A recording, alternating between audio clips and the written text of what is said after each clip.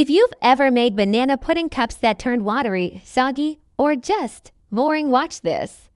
In the next few minutes, I'll show you bakery-style no-bake banana pudding cups with a fluffy vanilla cloud, glossy banana ribbons, and a crunchy ginger sesame topping that stays snappy. Here's what you need: instant vanilla pudding mix, cold milk, sour cream, heavy cream, vanilla, and a pinch of salt. For the twist, bananas with brown sugar, butter, cardamom, and lime. Plus ginger snaps, pretzels, and sesame for the crunch. First, toast the sesame in a dry skillet for 2 to 3 minutes. The second it smells nutty and looks slightly golden, pull it off the heat so it doesn't burn.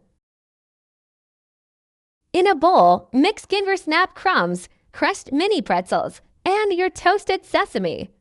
This is the crunchy layer that keeps these cups from tasting one-note sweet. Pour in melted butter and a little brown sugar, then stir.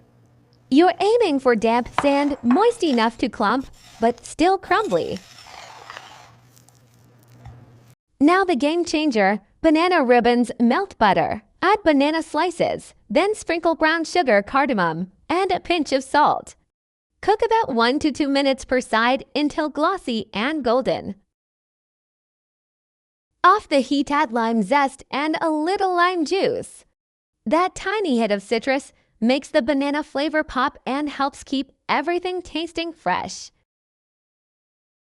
Make the pudding base. Whisk instant vanilla pudding with cold milk for about 2 minutes until it looks thick. Then let it sit 3 to 5 minutes. This step matters. Now whisk in sour cream, vanilla, and a pinch of salt.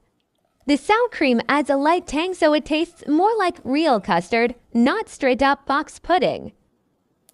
Fold in whipped cream gently to additions.